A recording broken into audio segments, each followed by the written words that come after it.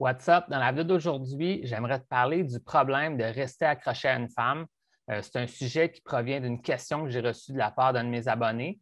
J'y avais déjà répondu brièvement, mais je me suis dit, je vais faire une vidéo plus complète pour y répondre à cette question-là. Fait que dans le fond, qu'est-ce que je vais faire? Je vais lire sa question. J'avais déjà donné des pistes de solutions dans la question quand je l'avais répondu initialement, mais je vais pouvoir aussi en rajouter dans le fond certains détails vis-à-vis de ça. Donc, sans plus tarder, je regarde la question, je vais te donner des conseils.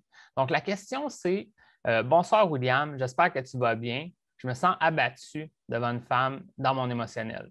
Une partie me dit reste, c'est pas fini, tu peux encore gagner, tandis qu'une autre partie me dit passe à autre chose. Cette femme n'est qu'une menteuse qui court derrière ses intérêts et n'a rien fait pour me tenir. Ce soir, enfin, j'ai eu le courage de la retirer de mes réseaux sociaux et je lui ai dit que je ne veux plus être son amie.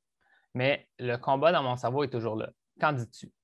Donc, plusieurs choses à dire vis-à-vis de ça. Puis c'est quelque chose que je vois quand même assez souvent, pour être honnête avec toi, là, au niveau de les gens que j'aide, certains clients potentiels, ils vont des fois arriver dans ma communauté ou commencer à suivre mes vidéos relatifs à une situation semblable à la tienne. Donc, tu n'es pas unique dans cette situation-là. Puis moi, qu'est-ce que je peux te dire, c'est, puis là, j'ai pris des notes des choses que j'avais déjà dit, puis je ne vais pas en rajouter, là. Une chose que j'avais dit initialement, c'était que c'est important de réaliser que si tu veux te rendre à une belle relation avec une femme, il faut que l'engagement soit mutuel. Donc, tu sais, il y a plusieurs facteurs qui font qu'une relation fonctionne et que ça se développe bien. Puis le fait que l'autre personne est prête à faire certains efforts, certains engagements envers la relation, bien ça, c'est important que ça soit là. Maintenant, qu'est-ce que j'ai dit? Bien, c'est ça, il faut faire attention aussi de c'est quoi les attentes que tu avais envers la relation en comparaison à ce qu'elle, elle recherchait de sa relation. Fait que ça se peut que tu n'étais juste pas dans les mêmes longueurs d'onde au niveau de vos attentes, puis peut-être que tu aurais pu continuer à développer avec elle, puis finalement, ça ne fonctionne pas. On ne sait pas, là, je ne connais pas la situation exacte, mais il ne faut pas non plus être déraisonnable dans nos attentes. Mais en même temps, c'est important d'avoir des attentes, puis de certaine façon, avoir aussi des limites. T'sais.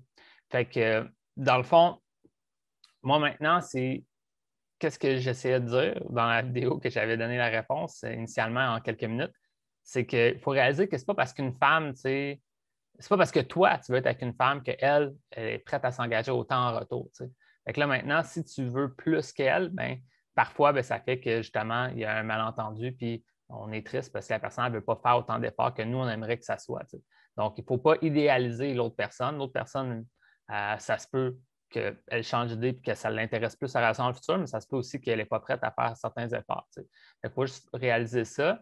Maintenant, tu sais, qu'est-ce que j'ai écrit que j'avais un peu parlé, c'était le concept de la mentalité de rareté. Puis je vais essayer de l'explorer un petit peu plus en profondeur dans la vidéo d'aujourd'hui. Tu sais, il y a comme, tu peux être soit dans une mentalité de rareté ou une mentalité d'abondance dans la vie, tu sais, sur l'aspect financier, sur l'aspect de ton bonheur, sur l'aspect de tes relations avec les autres.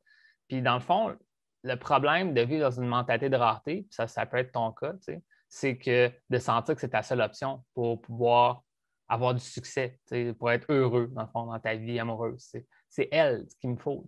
Mais au final, il faut faire attention parce qu'il faut que tu vis tes relations en tes propres termes, puis qu'à un moment donné, ben, si ce n'est pas un bon match, ce n'est pas un bon match. Puis je pense que le problème qui est relié à la mentalité de rareté, c'est qu'en n'ayant pas assez confiance en soi ou en ayant peur qu'il n'y a pas d'autre option, donc c'est ma seule option, ben, tu vas commencer à faire des compromis.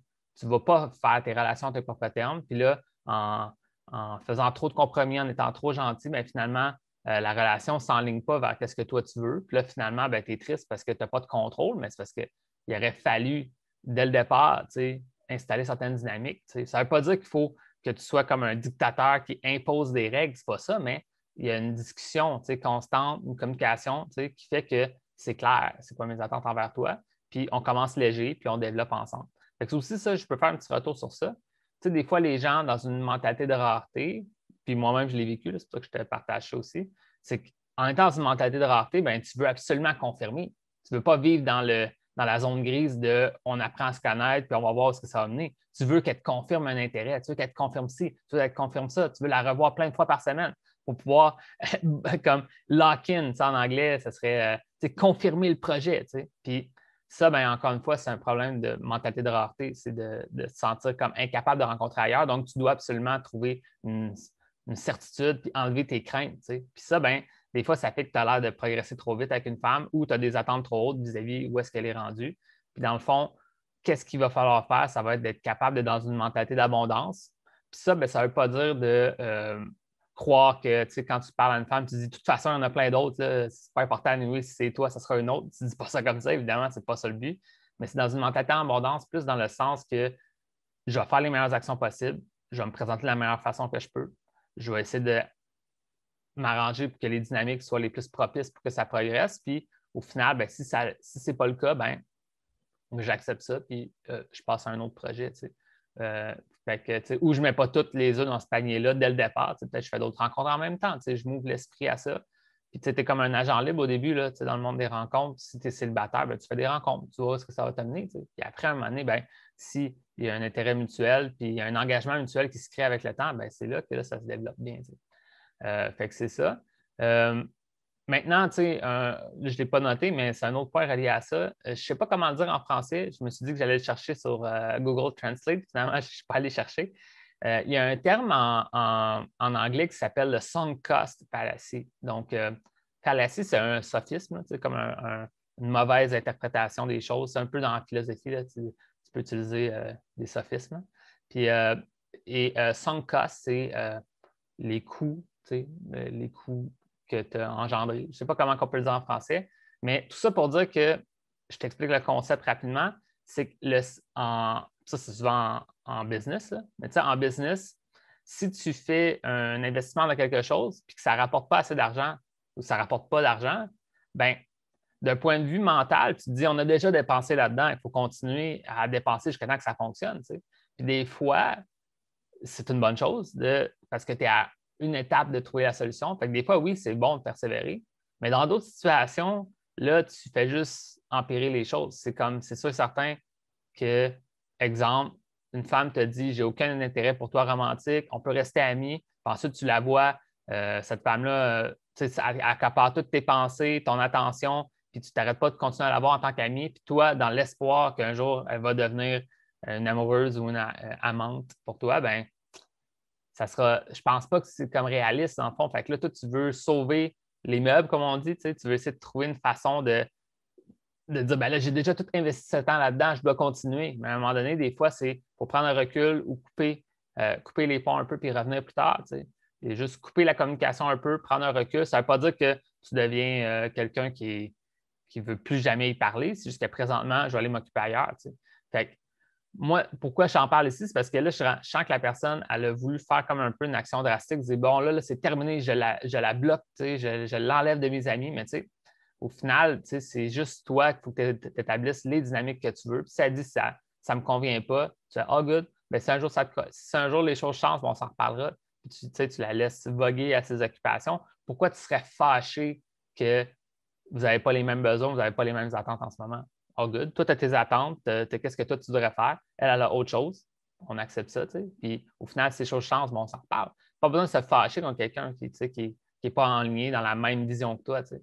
Fait que c'est vraiment ça qu'il faut réaliser. Fait que c'est ça. Dans le fond, j'avais une citation que je voulais dire, mais je ne me rappelle pas les mots pour mots exacts, mais il y a une citation qui dit que, tu sais, si tu ne vis pas à travers les rêves que tu as faits pour toi, ben, tu vas vivre à travers les rêves des autres. C'est une façon. Qu'est-ce que ça veut dire? Ça veut dire que si toi, tu ne sais pas ce que tu veux, puis ce n'est pas clair comment tu vas t'y rendre, ben, c'est les autres personnes qui vont décider pour toi sur plusieurs choses. Puis, ben, ça peut être une partie au niveau de un manque d'expérience dans les rencontres. Moi, à mes débuts, c'est ça qui arrivait beaucoup. Puis aussi, ben, ça peut être aussi un manque de confiance en général en tant que personne. Aussi une difficulté à s'affirmer ou à être capable de justement montrer c'est quoi tes attentes ou c'est ton intérêt ou même montrer justement où est-ce que tu t'enlignes dans le futur. T'sais. Ça, c'est quelque chose qu'on travaille beaucoup dans le programme en passant parce que c'est une qualité super forte d'être plus capable d'avoir un certain leadership, là, ce que j'appelle dans le programme être plus proactif. Donc, c'est ça. Maintenant, un autre point, c'est un peu relié à ça. On retourne encore sur ça. Disons que tu te sens accroché à une femme. Ce que j'aimerais que tu fasses, ce serait peut-être te demander pourquoi c'est autant important pour toi que cette relation-là fonctionne. C'est parce que justement, tu as investi autant d'efforts que là, maintenant, il faut que ça fonctionne absolument. C'est parce que tu sens que si cette relation-là ne fonctionne pas, ça va prouver à ton identité que tu n'en vaux pas la peine, donc ça va te faire mal, donc tu préfères faire le mieux que tu peux pour essayer de rattraper la situation pour ne pas justement vivre une émotion trop négative? Est-ce que c'est parce que tu sens que ça va être difficile pour toi de faire d'autres rencontres dans le futur? Ça, c'est quelque chose qui est souvent un symptôme. Là, dans le fond, moi, je sais que je suis dans une mentalité de rareté quand je n'avais pas beaucoup de rendez-vous et je n'étais pas capable d'en avoir parce que c'était comme c'est ma seule option, c'est la femme de ma vie. C'était comme la deuxième femme que je rencontrais de ma vie. Là, je ne sais pas si tu comprends. Donc, il faut s'enlever de cette mentalité-là. Fait que je veux juste te questionner sur pourquoi tu tiens autant à cette relation-là. Je veux dire, de certaine façon, la personne vient m'en parler pour me déclarer qu'elle va l'annuler de sa vie. Mais c'est comme, je comprends que si cette personne en parle comme ça, c'est parce qu'elle est encore accrochée. Elle s'attendrait à quelque chose de magique se passe puis que la situation change, mais ça ne va sûrement pas changer tant que ça. Je pense que la meilleure option pour toi, ce serait de prendre une pause puis revenir plus tard de toute façon. Donc, tu as bien fait de prendre une pause puis tu pourras revenir plus tard. Puis peut-être même en revenant plus tard, ben, si tu as fait d'autres rencontres entre-temps, tu auras bâti ta confiance, tu vas être plus au courant de comment établir les bonnes dynamiques. Puis au final, ça se peut même que dans cette période de pause que tu as pris d'être en contact avec elle, que tu fasses des belles rencontres, que finalement tu réalises que ça en valait peut-être pas la peine. C'est difficile à dire là. Des fois, souvent, on tient quelqu'un et on voudrait que ça fonctionne, mais des fois, tu réalises que ce n'est pas un bon match finalement. Puis il y en a plein d'autres qui sont des bons matchs pour toi. Donc, pourquoi pas travailler sur toi, devenir une meilleure personne, devenir plus confiant, mieux interagir avec les autres, puis ça va attirer les meilleures personnes dans ta vie. Donc, that's it. Grosse vidéo. Je réalise, j'ai parlé dans plein de thèmes super importants. J'espère que tu as apprécié cette vidéo-là. Maintenant, si tu as des questions pour moi, tu peux même me les poser, que ce soit dans Messenger ou sur mon canal YouTube, etc. Ou si par email, tu pourrais faire ça. Puis, si un jour tu aimerais ça qu'on travaille ensemble pour changer ta situation, ben, viens en parler en privé pour voir ce qu'on peut faire avec ça. Donc, that's it. Sur ça, ben, je te dis bonne chance dans tout ça, puis on se voit dans une prochaine vidéo.